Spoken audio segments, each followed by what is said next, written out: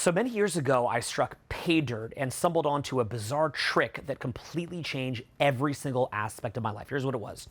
I was out at a club and I wanted to talk to somebody and I was a little bit nervous and I was thinking of all these different things I wanted to say. And I said, you know what? I'm just going to say nothing. I'm just going to walk up and instead of even talking, I'm just going to say nothing at all. I'm not going to try at all.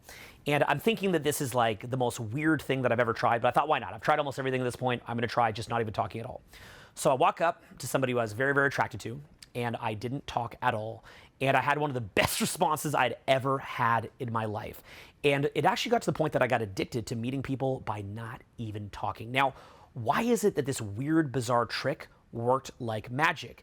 It's actually the energetic principle that the less hard that you try, the better your results get. And so for me not talking at all, it was the ultimate version of that. Now, I've posted videos of that online showing a lot of real life interactions where I did this over the years, and it's really epic to watch. But more so than just that ability to walk up and not even talk at all and do nothing and get an amazing result is how this principle of less effort actually applies in real life in every single area.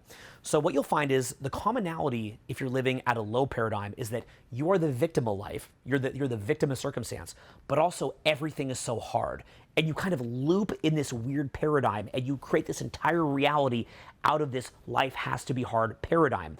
Conversely, you can go into a I'm at the cause of my life paradigm, like I'm the person who's in charge of my results, and then everything becomes very, very easy. So as cool as this little trick is for meeting people out at a bar or club, I think even better is how this translates into your entire life. And in this video, we're gonna be going very, very deep. I've got my friend Jeff here, and we're gonna give you a total tutorial on how this works, and it's really gonna change your life. Because even when you're hearing this, I understand that if you're not familiar with this kind of paradigm, it sounds kind of crazy, but if you give it a chance and you realize that by trying less, then what winds up happening is that it actually pulls back all this noise and chaos that's been going on in your mind, and it makes your mind less like this weird diffuse lamp and like a laser. You'll see how it works, and your entire life is going to change. Now, if you like what you're learning here, and you'd like to actually attend one of these events in real life completely for free, that is actually available to you. So talk about things being easy, right? You know, it's like things can be easier in life. Would it be easier and beneficial to you to attend one of these events completely for free? You actually can. I do free events all over the country. My next ones coming up are Seattle. I'm actually doing that this week. San Francisco, Chicago, Dallas, Houston, Austin, Boston, Washington, D.C., San Diego, Los Angeles, Miami, New York, Philadelphia. These are all coming up. And so if you're in any of these cities, or if you'd like to be a little bit adventurous and fly out to one of these cities, I do several day entirely free events where I take you through a process that I will never ever post online. It's a process just for people who come to these events, and it's a process that is going to expand your social skills in ways that have taken me 20 years to figure out. A lot of these original social skills that I've taught that I teach in person, but also it's going to teach you a lot about wealth building. It's going to teach you a lot about how to get tapped in, and this is a series of exercises that I take you through, a process that I built over 20 years that I do at the event. Now, as soon as you actually sign up and just grab your free spot for the event, I also send you a completely free course. This is a course on the original social skills that I've taught. It is very, very structured. I worked on it overnight about a month ago. It's completely brand new. I'm really excited about it. Totally brand new social skills course. And also there's a foundations of personal growth course. There's actually two courses inside of this thing. But one of them I recorded overnight one night, and then I thought I'd expand it and I did a whole other social skills one. So I have the foundations of self-help, social skills courses. I've just doubled it up. If you've actually already got it, you might not have been aware that we've just added an entirely second section to the course. It's really, really deep, really, really structured. I'm really, really passionate in the course. And so click the link below and you can come to a free event, meet up with me in person, get your questions answered, build an incredible networking group, go through that process and get the free course right now. But also, if you're sitting there frustrated and saying, I just want the course, what can I do to get the course? There's actually another link below, and you can actually just go directly to the course. And what you do is you sign up for a free one-on-one coaching call where we can also take you through that same process, but over the phone.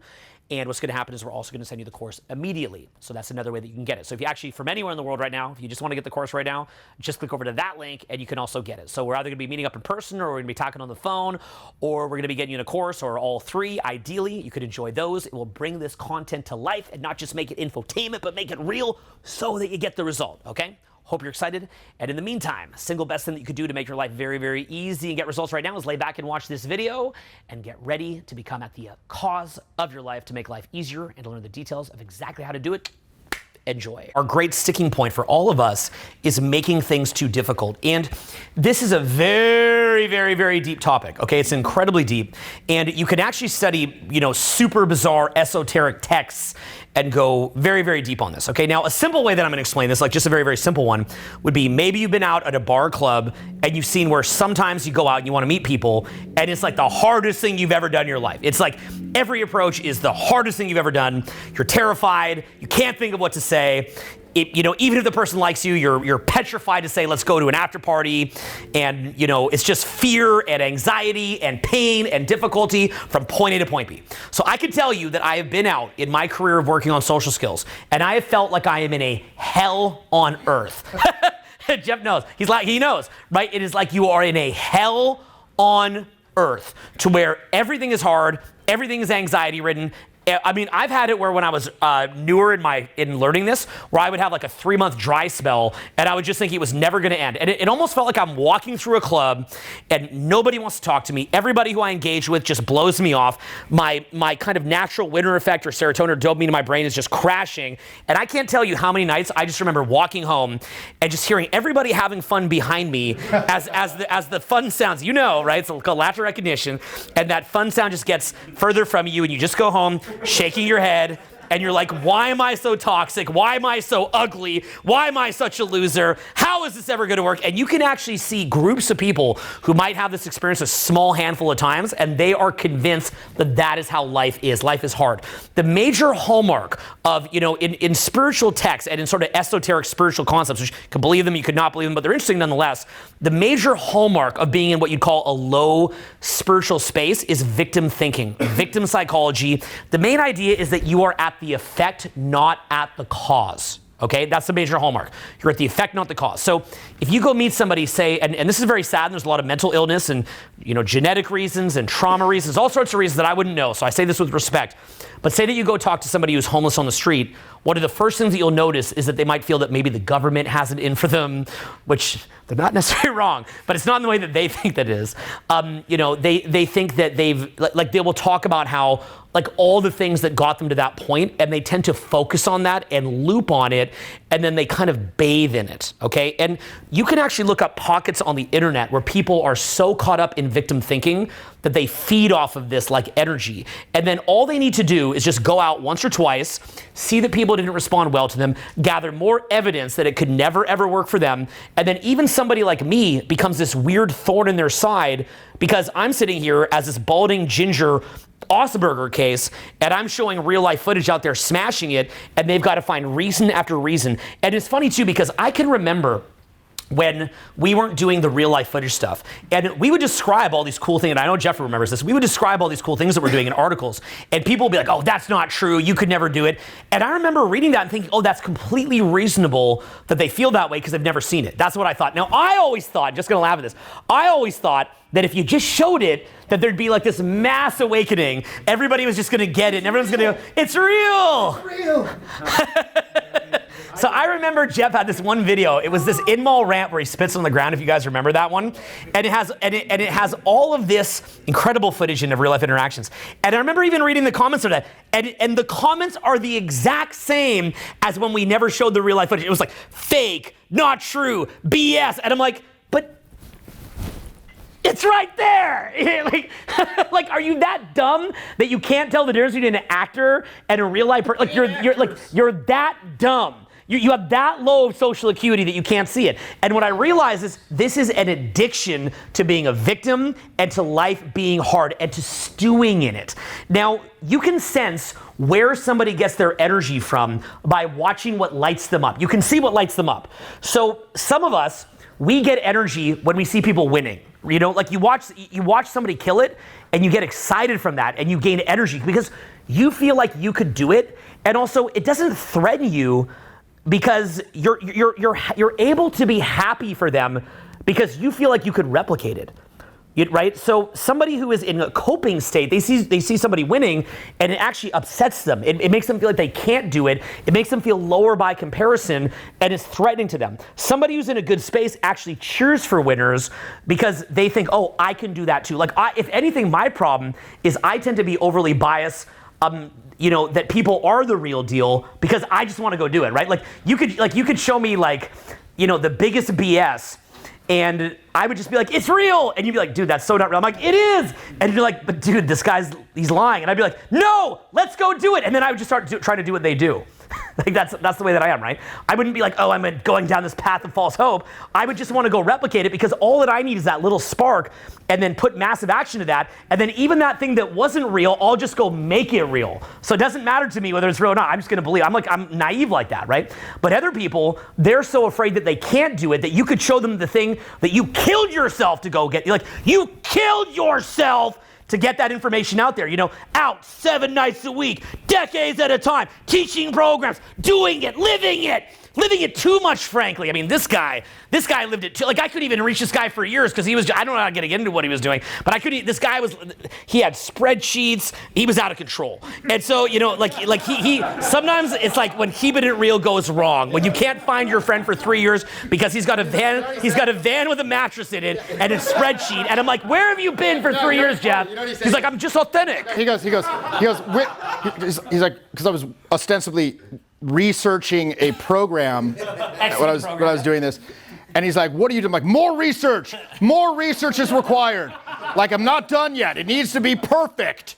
Like, yeah, and at a certain point, like, what more can a human do than what we did to show it to you? And so that was where, when I saw people that couldn't let it land, what I realized was, okay, wait a minute, this is spiritual. They are living in a hell on earth. It is their own personal hell on earth. They live in that, and they get energized from that. So you can see this. Maybe you're watching like a cringe channel, and rather than looking at people, like, I want like the anti-cringe channel. I want the channel where it's just mofos just winning and winning. Like, look at this dude winning. Look at this dude winning. And like, I don't want the channel where I get to be told that I'm good and laugh at everybody else. I want the channel where everybody's winning and I'm told that I suck. They're like, that guy just made 50 million. That guy just traveled the world. Look at who that person's dating. Look at their house. Look at their car. You're garbage. And I'd be like, this channel's the best. Like, yes, I'm garbage. I'm gonna go do all this. Tell me I'm the best. Let me ask you this. Yeah. So let's take that as a starting point. But then let's say that you have, now what I'm talking about when we were discussing this idea of like, I'm personally working on not making things harder than they are. So when you have a project, let's say ahead of you, or even like, I'm gonna go out tonight, right? A lot of people struggle with even getting themselves out of the house, right? A lot of people will struggle with even starting a project. And one thing that you said to me actually not too long ago was like, very often it's better to just punch through the wall. Dang it. The darn wall. No, it's going to hurt you to punch through the wall. But that pain is going to be ultimately long-term a lot less painful than the cumulative effect of sitting, like let's say it's starting a project. Eating church sandwich. Sitting there, like watching the Netflix, scrolling through the Reddit or whatever the hell, cycling through the unproductive cycle of internet, checking the Netflix again, maybe walking around, cleaning the house or some other like quasi-productive activity that's not actually doing it. And the whole time you're sitting there realizing, I should be doing that. But the more that you continue to do it, it's reinforcing. So look, let's say with approaching and introducing yourself to people, the fear will always be there. The fear will always be there. But I would argue that the cumulative effect of not making that leap and going through and doing it is far more psychologically damaging to you than the slight pain of like actually punching through that wall and doing it. And many times, I'd say the vast majority of the time when I've done that, whether it's starting a project or actually going out, I realize after the fact, why didn't I do that? I could have done that the whole time. That was like really easy actually. Or maybe it wasn't really easy, but it was like 10 times less difficult than I thought it was going to be. What it is that you cleared the sort of like vibrational angst around that area. It's like you make it into this thing and then you live in this murk and then you just go do the thing and you're like, that's it? But it's like your energetic system has to be like this vessel able to inhabit that level of prosperity. It's like if you took a homeless person off the street and they're hooked on meth, you bring them into like, this perfect mansion with a view of the city and, endless food and endless stuff. They're probably still going to be doing meth in the bathroom, right? Isn't it, like you'll put them in this beautiful environment, but it's like they're trying to turn that environment into the living hell. So and this is kind of like a side note I probably shouldn't get into, but like they even teach you this in business. There's something called a lead customer, where you'll have like a certain type of customer that it's like the energy of death just inhabits them. And that doesn't mean that like we have a great refund policy and we always admit if we're doing something wrong, we're the first people to look at it. Nobody is perfect, okay? So I'm not saying there's not a space for that. There is, but there's also something in any business, doesn't matter what. It's called a lead customer. And when you're new to business, you will learn this so quick because it's like the energy of death, the energy of time wasting inhabits them. And what happens is that, they'll complain about something. And when you're new to business, you're like, let me fix it for you. I'll do whatever it takes, right? And then they complain more. And you're like, no, whatever it takes. Then they complain more. Whatever it takes. Then they complain more. I remember the first time that I ever saw this. I had a student in like 2002 or 2003. And he took a training with me. It was a 3-day training. And he said he didn't like it. So I extended to a 4th day. He said he didn't like it. You're loud because you guys run a business, so you know. You know. So it's like, right? And it's like. Said his name. Yeah. And it's like, and then I extended to a 5th day. I extended to a 6th day. Like, and by the 7th day, I'm like, what will it take? I've demonstrated, I've got you doing it. Like, what do you need? And he's still finding problems. So I refund him, but then again with a lead customer, is he satisfied that he just got a week of your life one-on-one when I'm young, and that he now, and then he got a full refund? No, now he's gonna make a blog. He's gonna make a blog about it, right? Now he's gonna go into every review thing that he can. He's gonna make a total identity out of this. And it's funny because Peter, who's our main guy in charge of sales, one of our main guys had somebody like that on the phone recently, and he got pulled into it. And people like this have their own gravitational pull, and they pull you in. I know you guys are laughing at this. And he wound up on the phone with this guy for like several hours, and the guy was like, he was in, but then he was out, and then he was complaining, and then finally, the guy wound up, of course, burning down like 9-10 hours of his time, never taking any program, then sending me a bunch of complaints. I get the complaints, so I send them to Peter. And I'm like, Peter, did Nate mess this up? Like, did he do something wrong? Peter's like, let me look into this. He now we spent hours listening to the phone calls and seeing if seeing if Nate was rude. But then of course Peter gets the idea that he's going to go call this guy and smooth it out. So Peter gets pulled into his pool. He spends hours and hours with him, and then Peter.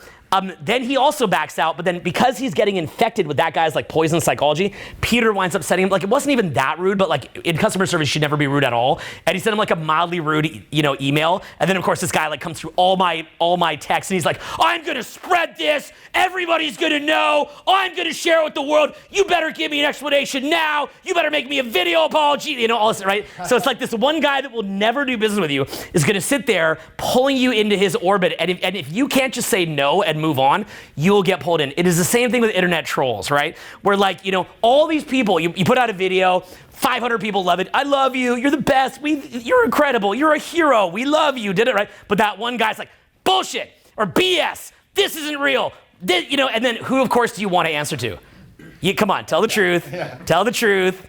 Come on, we've all seen Kevin Durant. Tell the truth. If you know what he did, Kevin Durant would sit on Twitter and all day defending himself, right? So, and he's like this multi-millionaire, like global talent. He's like, yeah, like with the trolls, right? And so what they do is they kind of pull you in, and you start engaging, and the whole, and I'm gonna really build out this concept, by the way, but I'm giving some practical ones to start. We're gonna build this out, make it like really wild, but just bear with me here. You get pulled in, and they burn down your time, okay? You'll see this with a C-level employee where you're like, no, I can't let them fail. And you put in all this work on them to try to get them to an A player. They never quite get there. You get them to like a B+ at the most, and then even then later, they complain and they ruin it and they pull it down and they waste time. I've seen it where, some people that are litigation happy and all they want to do is go to court all day and sit in there. It's like they can't just move on. It's like Johnny Depp and Amber Heard, right? Like they're still arguing years later. Let's just keep the argument going. It's that like satanic energy of death that inhabits them and just wants to kill everything. That same energy that ages the Emperor from Star Wars prematurely, right? It's the energy of death running through him, and some people just have that, okay? And we all have a bit of that, and that's what happens, that we make things harder than it has to be. So that's the idea of making things harder, okay? Now, obvious examples, what's up, my man? It was him, just kidding. Obvious examples, he's actually one of my best buddies. So obvious examples would be like, that customer kind of thing. That's like an obvious kind of example. But notice that the main key thing here is that the hallmark behind it is being a victim and wasting time. It's being at the effect, it's wasting time, it's just making this big cluster spooge of crap and garbage rather than focusing on what actually matters, okay? So it's this time-wasting energy that is the energy of death, okay? It is killing opportunity costs. What I believe is the single most important question in all of self-help is one word: what else? Just say that word: what else? Okay, and that question, what else? Now, the reason why is because that same person who's complaining, or when we're sitting there trying to fix it, that which cannot and will not be fixed. Now, this goes down to so many different aspects. It could be everything from, like, basic level stuff. Let's say that you see the Floyd Mayweather versus Conor McGregor boxing match, which is not a real boxing match. Maybe you want to go watch that with your buddies. There's a unifying aspect to that it gets friends together to watch something cool.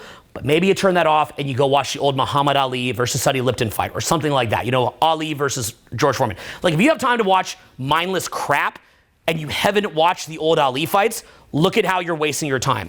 If you have time to look at TikTok garbage and you haven't read the classics, English literature, history, classic literature, then you're wasting your time. If you have time to watch some, like, puppy on a skateboard, you have time to look at our old school videos that are a couple hours long, take that in, and change your freaking life. Teach your own puppy to ride a skateboard.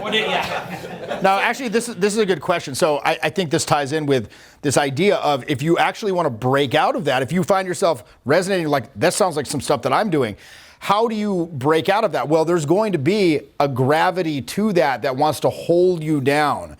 So you have to achieve like an escape velocity.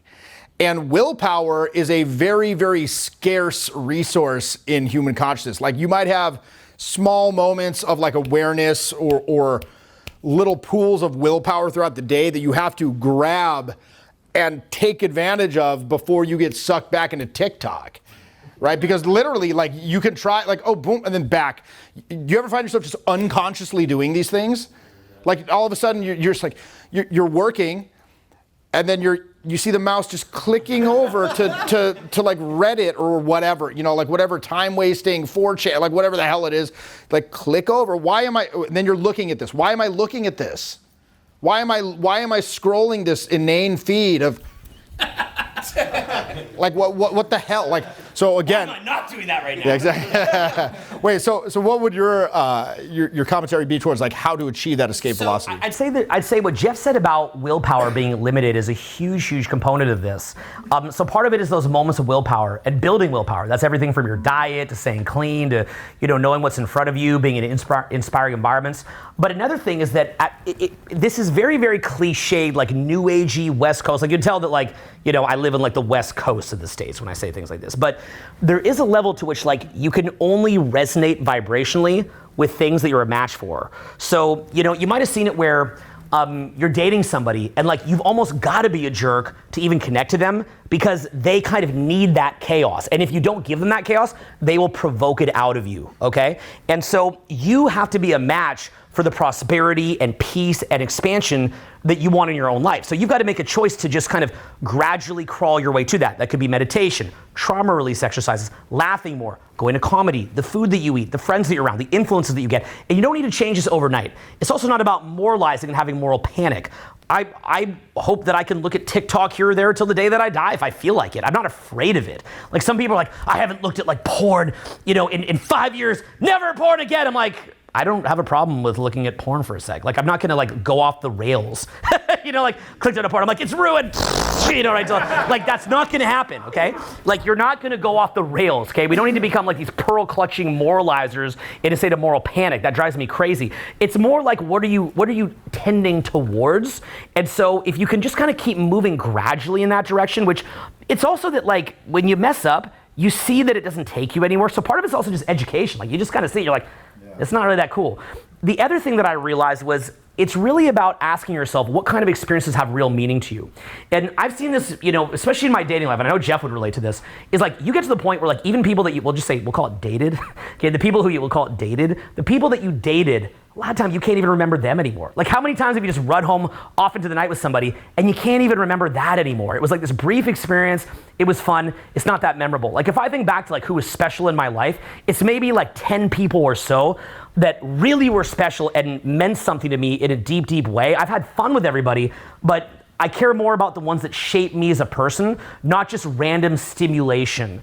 And it's the same thing with certain movies. Like there's certain movies that honestly changed my perspective on life, but think of all the movies that you can't remember anymore. And also, as you know, I'm 42 now as of recording this, I can tell you that when I just think of even all the different parties that I went to and people that I like network with and like these kind of meaningless conversations where I can't even remember it anymore, you start to hit the point as you start to approach, I'm 42, how old are you? 46. 46, right? So as you start to approach 50, what starts to happen is you start to like look at your life and you're like, what do I even remember from this? Like, what even was the point of any of this? Like, it's a lot of these, like, sort of a rude term, but I call it aborted fetuses. And there's all these sort of, and I know it's a crass term, but that's how I think of it. It's like the aborted fetus relationship, the aborted fetus looking at TikTok, the aborted fetus video that I almost did but didn't, the aborted fetus, like, instructor that I helped to build out and then quit. You know, the aborted fetus, like everything, like the aborted fetus life. And it's like, how many things do you actually like carry to term to where it actually makes, hi there, welcome. It actually makes like a legitimate difference in your life and really makes a powerful impact and something memorable. So what I noticed about life is that over time, so much of life is a blur. And my great fear, and I wouldn't say fear, but just something that I'm not trying to foster, is realizing that because most days are a blur, like most days that I'm back in LA, look, my life is amazing back in LA. Every aspect's amazing, 10 out of 10. But most of those days are a blur. Like if I were to think back to last week when I'm back in LA, could I really distinguish between the Monday, Tuesday, Wednesday, Thursday, or like almost anything?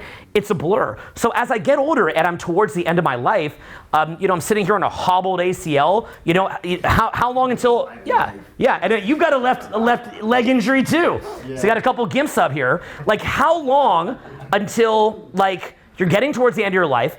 Like, so now, like, as the end gets closer, and I hope there's still a long way off, don't get me wrong, we'll see what happens, we don't know.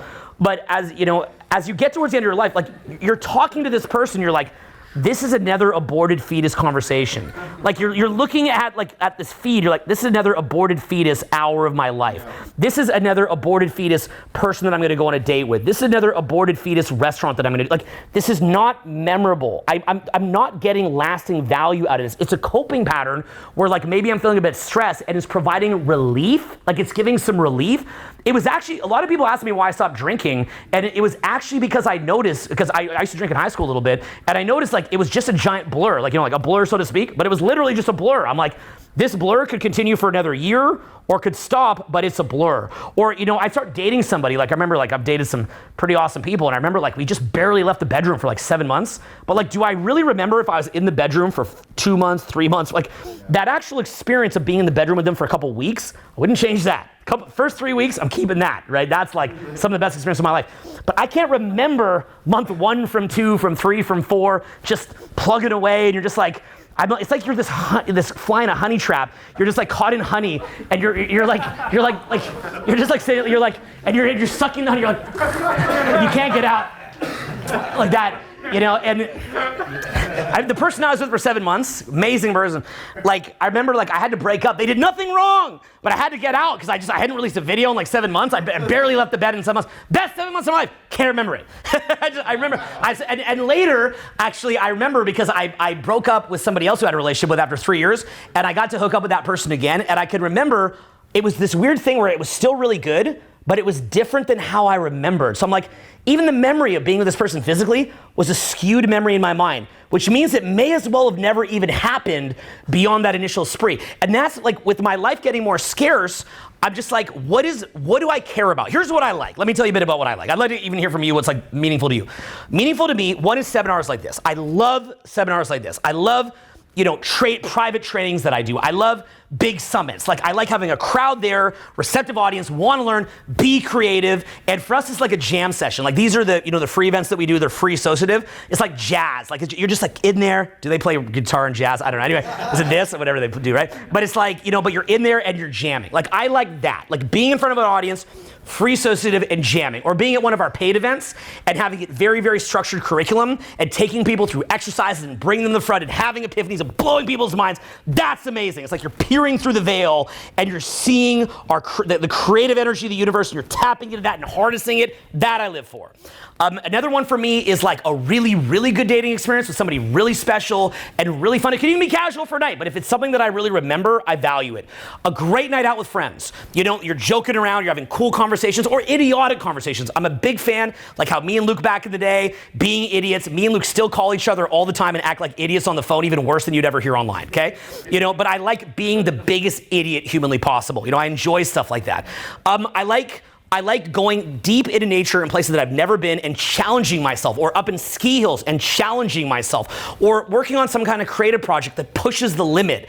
I even like I said, a day off of proactive recovery. I'm sitting there, I'm chilling, I'm relaxing, and almost getting competitive with how much you can recharge and how relaxed you can get. But competitively, being uncompetitive, right? Like competitively, like being like, like my body's regenerating. Wait till I come out of this, right? I like that. But, spending time with my children in like a deep, profound way, right? Like taking them, like we're out in Sedona, we're up in the mountains, they're walking on the side of cliffs, we're hiking after dark, they're a little bit scared. I'm moving them through that process, having deep conversations, right? Or being with I give a lot of gifts. Like I'm kind of weird like that. I don't like talking about it, but like it's a really powerful experience just to give gifts to your friends and people who you care about, to show them that you care, knowing that when you're gonna die, they have that. That's like a very cool thing. Once Jeff sent me, a Pink Floyd CD, or the Art of Motorcycle Maintenance book, moments like that where you can actually just like share with somebody, or even impromptu moments on the street, like just jamming out on the street, like on 6th Street here or in Rainy Street or things like that,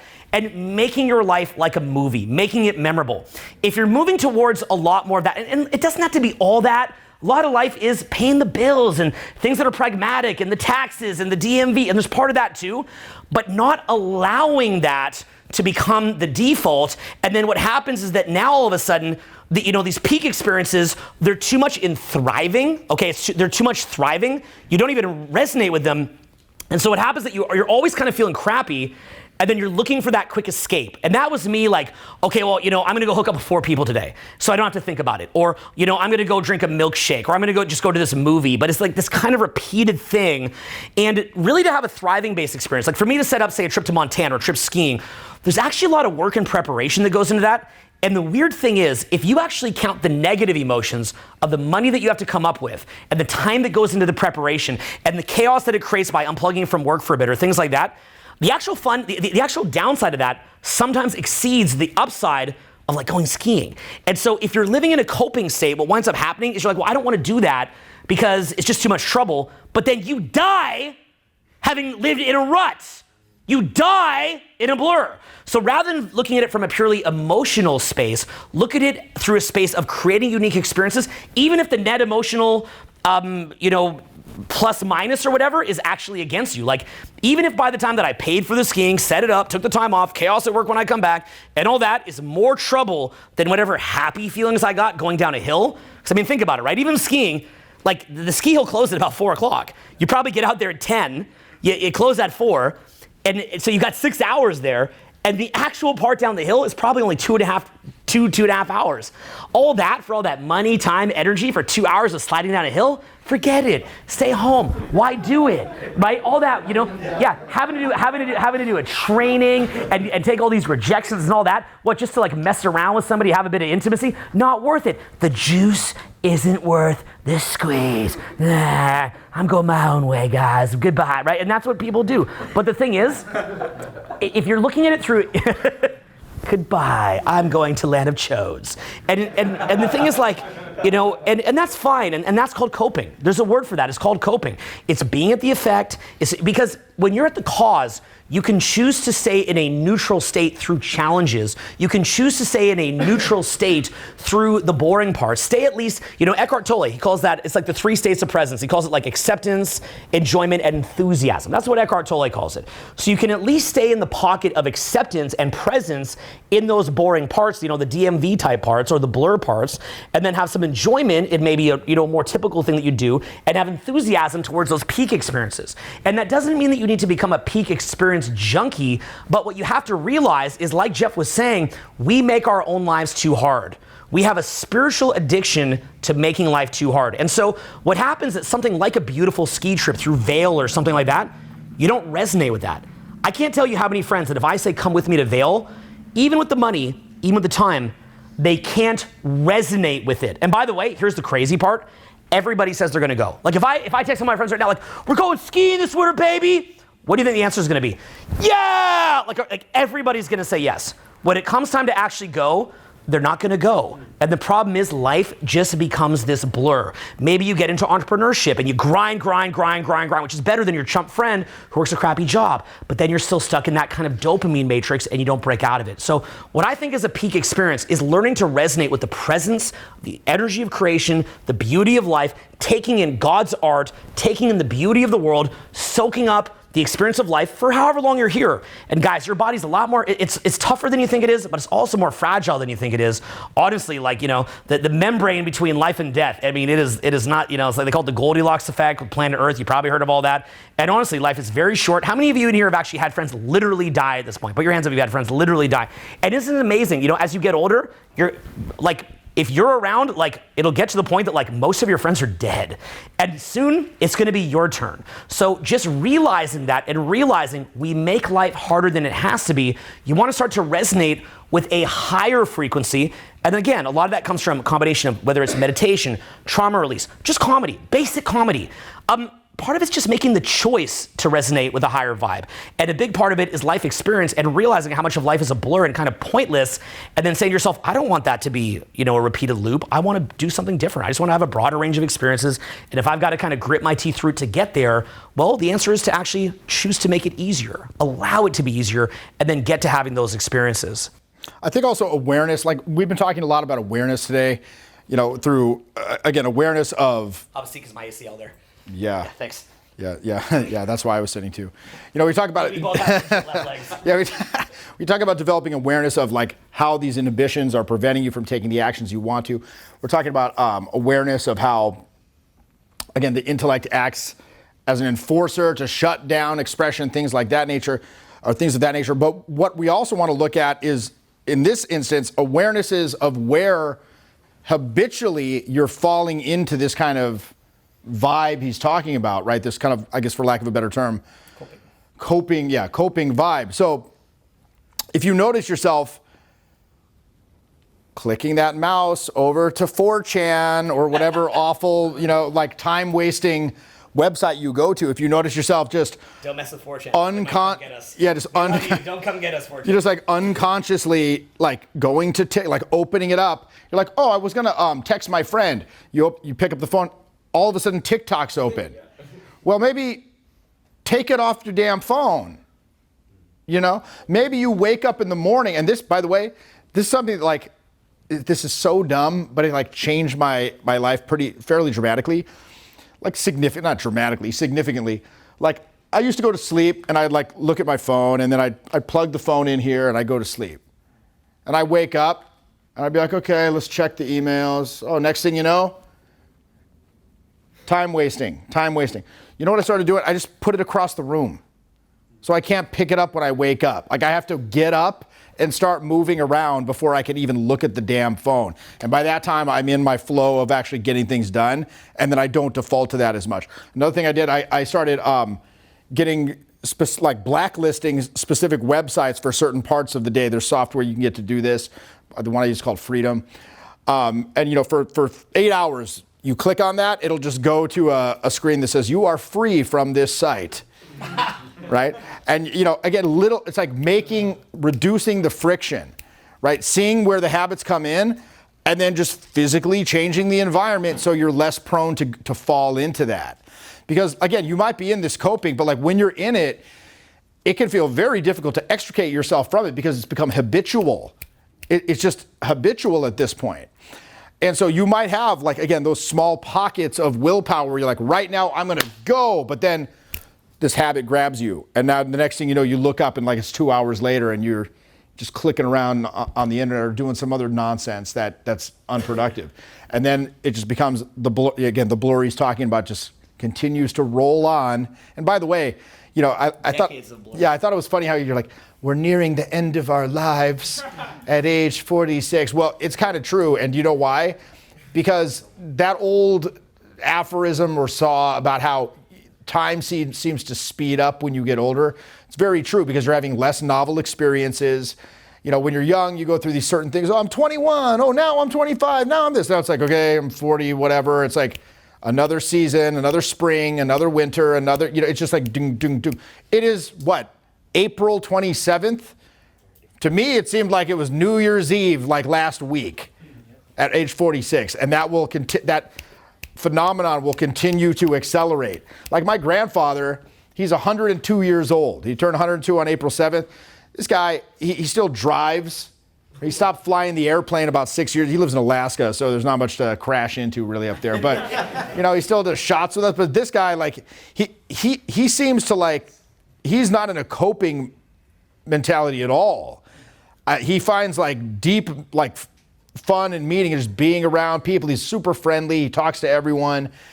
He says the same things over and over sometimes, but aside from that, he's pretty sharp. Like he can. Sounds like me. Yeah. Yeah, he can speak intelligently on stuff, but like, about 10 minutes later, he might tell the same joke. It's that kind of thing. The gears are slipping a little bit, but he's pretty sharp. So it's like, yeah, I mean, that's how many years from now? 45, something like less than halfway there, I suppose. But again, the last 10 years, and you can probably attest to this, it seemed like it went by extremely. We make plans for, it's 2022, we make plans for 2024, and I view it like it feels like next week. Yeah, next week. Oh yeah, in 2024, 2025, that's normal, because it blows by. Yeah, it just keeps blowing by. So it's again, like the older that I get, the more I value the time, and the more of like a strong impetus I feel to fix this stuff. So that's why when the guy's like, what is your sticking point right now? That's something that I feel is I'm desperately attempting to unravel the sort of Byzantine maze of like eradicating all last vestiges of that stuff. It's also breaking the autopilot. Like I feel like with that's what I'm talking about, the autopilot. Yeah, Jeff's biggest thing that I'll tell him this over the years is like whatever he does a lot of, he'll just stay on that. So if you're like, Jeff, just like take Adderall and write a 400-page book in like the next like 6 months. He just and he'll just do it, right? But then it's like the gear shifting a lot of time is the hardest part. You ever had that where you're out at the club and you want to start meeting people, but the hardest part is like those first 2 or 3 times of saying hi to somebody. Then once you're doing it, it's like, oh, we're doing this now. You're doing That's it. an interesting thing too, because I used to say that about myself. I'd say, well, it takes me a while to get into gear. In many ways, that's like a disempowering identity belief, right? Well, I'm like one of those guys, once I get going, I can just focus in for months at a time, and that was true. But just by saying that, you're preventing yourself from getting into that. Okay, so let me tell you how I cross that bridge. Let me tell you how I do it. So I actually do a little bit of that, like some disempowering beliefs. But the way that I do it is that, so I have the belief that I do struggle to get into gear, but that if I small chunk it consciously, that I can trick my brain into gear anytime I want. So you might have heard of like the old school 6 steps. Approach all, minimize time between interactions, view them all as positive so you get into a good mood, all that stuff. So what I've learned is, okay, I do have a tendency to not shift gears. I know that, but then what I can do is then I can, and I'll explain actually what Jeff was saying because I'm going to come back to his point. So then what I do is by having, that belief that I struggle, it motivates me to create a system to where I don't struggle. But then what I think Jeff is referring to, because I've also seen this, is whether, and this is like in so many different things, so this is like a really deep point if you can not let it like go through your brain but really marinate on this, okay? Basically what you'll find as you grow in most areas is that things work and then they don't. It's like it works, but then it stops working, then you do like this other thing, okay? So an example would be like in say success socially, you might do a very indirect approach for a long time, but what happens is that you almost become too clownish and then you go back to a little bit more of a direct approach. It's like that thing that worked stops working. Or, maybe you do, like an example would be in my videos, I've done a lot of improvisational stuff. And what happens is that at first I have very structured content. If you might have seen Blueprint Decoded, that was very structured. But then what happens, then you go back to improvisational because the structure, being too structured actually becomes confining. It's like a choke point because have you ever seen, and it's so totally okay to hate the guy, by the way, but have you ever seen how Donald Trump will do his you can actually hate the guy, but just acknowledge his public speaking. I mean, he's the only private citizen that won a presidency, so he did something as far as his speaking, right? So you can actually see Trump as a speaker, analyze him purely as a speaker, not politically, but as a speaker. And you can see it where he'll go on these riffs, and he's just riffing, and he's totally in state and in gear. But then when he actually has to focus on like a script, he becomes very boring. You ever seen that, right? Yeah. And so what I've seen with myself is that when I can riff, like my last chunk here, I was riffing, right? And if I can riff, that's very, very free flowing. But I find that then that practice that I'm doing with riffing, where I use free events like this to practice my riffing and then I post them. You know, it's free, you can't really complain, right? It's just free stuff. But basically it's like I use the free events and the free videos to practice riffing. But then what I'll realize at a certain point is I'm like, wait a minute, actually if I go back to structuring it, that'll sort of focus me in a little bit. So then I do that for like another, believe it or not, it's like talk about time flying, I'll do that for about a year and a half. I'll actually start focusing it. You might have seen that video that I did recently where I had the 25 points of derping. Anybody see that in the Endless Motivation video? And it was structured. You're probably surprised. You're like, oh, Owen's doing some structured stuff. You know, I remember when I did Our Best Program Ever, I did some structured stuff. So then I do that for it. So that kind of refocuses me. But then it starts to choke you again. So now all of a sudden you go back into the free flowing. That's what I think Jeff is talking about, is that he's saying to himself, wait a minute, if I believe that I struggle to get motivated or struggle to get moving, that's not empowering. That's actually holding me back. That's a negative identity. So I'll do that as well, where I'll say to myself, okay, you know, I need to have like, you know, a set of steps that I know will start the engine when I'm struggling to start the engine. Like I have a set of steps that do that. But then what I find is that, again, it's like Jeff said, it's really rooted in a disempowering belief that you're not motivated. So then what you can do is you can actually let that go, maybe for a year or two, where you're just like, no, I'm always motivated. And for that year or two, you actually get more and more motivated. But then what happens is that even starts to taper off, and then you bring back in the system. It's similar with mentoring, where you want to have it to where you have coaches that you're paying for, but then you've got to go off the coaches that you're paying for. Or, you know, with social interactions, we like being improvised, but occasionally it can actually be good to bring back some of those old stories. It kind of refocuses it. So you'll find that you'll tend to have this pendulum that goes back and forth, and it's kind of like peeling down the onion layers. And you'll find that you just get better and better and better. You know, for example, one thing that I got good at for a long time was like for months of my life, I would do no talk approaches. You ever seen me when I do videos? When I show that I don't even talk at all? You ever see the videos of that? I had one in Seattle. Yeah. I did that a lot. And so I do these like no talk approaches. But what happens is initially that actually works better because I'm so not trying at all.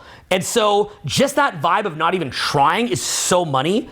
But then what happens is then I become this guy that's trying to not try. And so I'm like that. And I'm like, work, darn it. You know, and then so that's where Jeff would call that, you had that explanation of swagger jacking yourself. Right, where you start to copy your own swag. It just becomes a crutch. Like the awesome, what was the awesome new hilarious thing? In the moment. Yeah, in the moment is now the thing that has become your shtick. Yeah, raw, in the moment expression, unfiltered. You're copying yourself in a previous iteration, and it's inauthentic. Yeah.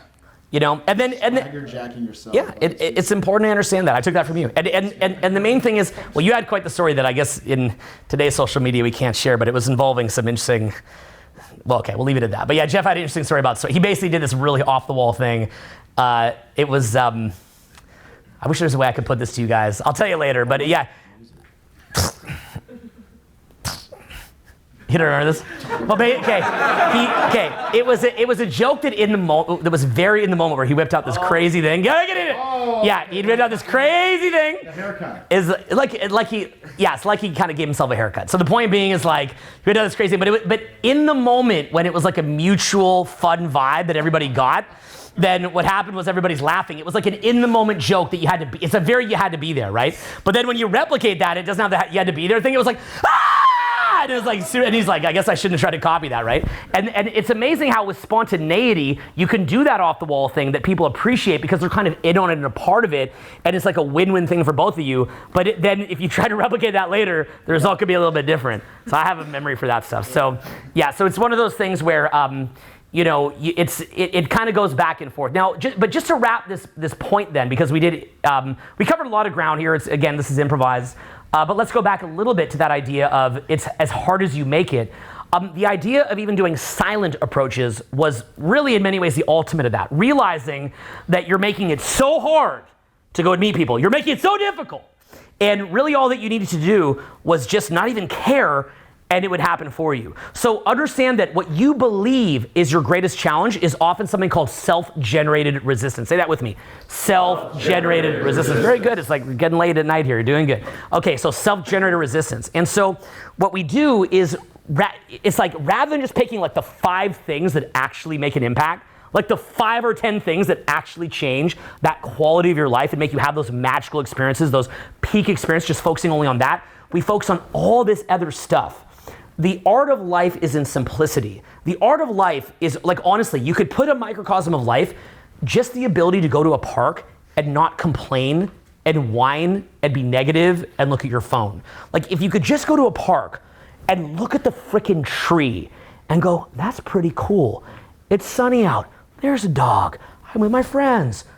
This is nice. Air. Yay. Like if you could just do that, that is like, we're always talking about the next million, the next perfect life, and yet most of us can't even do that.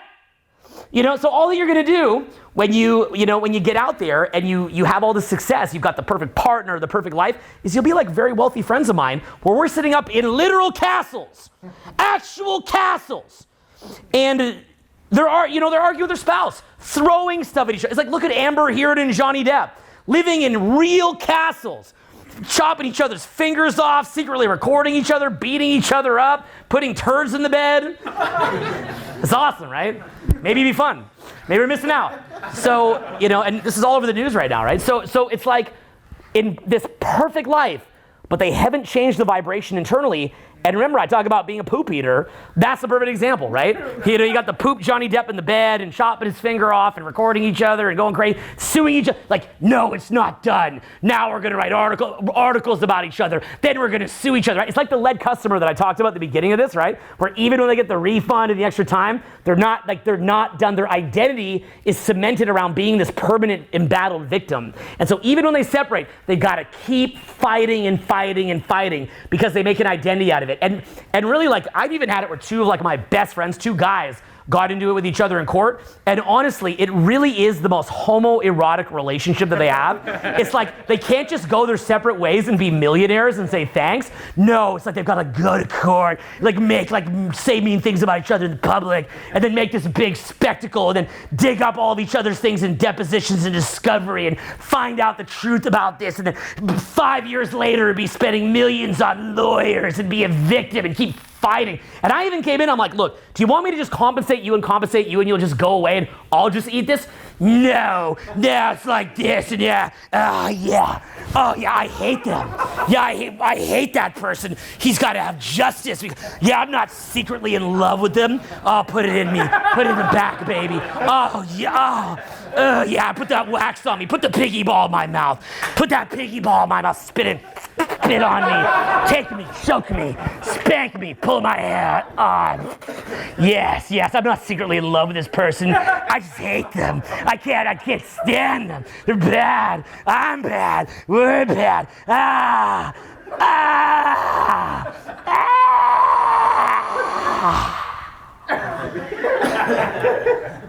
This is not erotic. I'm just handling business. Yeah, but I'll just pay you guys to separate. No. Right? And that's what Amber Heard and Johnny, there's just millions of dollars lost in there, right? It's probably better for Johnny to clear his reputation on this one. You'll never look at Amber Heard the same. You'll never be able to watch a movie with Amber Heard and see the same. Yeah, and Johnny, I'm glad he's cleared his name, but you're never going to be able to see him the same. I hope that we can, but who knows? That's Johnny Depp, the man, Captain Jack Sparrow. And you can't even watch Captain Jack, and you're just like, all you're thinking about is like just watch him get his finger cut off and the turd Johnny and the spying. You can't even watch Pirates of the freaking Caribbean. So that, again, that's like the lead customer. It's making life hard. Okay, and even with my bugs, for people at home, how loud is this, what I sound like right now? How loud is this? Very loud. Okay, describe it for them at home. How loud? How loud? Okay, but it's a lot louder than it is on the video, right? Do you want to know how I'm conveying this much energy? I'm trying less. It's easier to talk like this than how you talk. You're like, really? It's a joke. You all have booming voices like this. Yeah. You actually do. You just stifle it. Physical tension. Self what? Self-generated. Self what? Self-generated. Self what? Self-generated resistance. Self what? Self-generated resistance. What? Self-generated resistance. Okay. Johnny, little John. Yeah. So, any other thoughts, Jeff? I think we're going to probably wrap pretty soon. We'll go to some bonus segments. Your turn. Yeah. Go. Okay, so guys, hope you enjoyed it. And I want to thank you guys for being here. Have a great night, guys. Thank you very much. That was just awesome. Thank you, guys. Thanks very much. It's one of my biggest hobbies.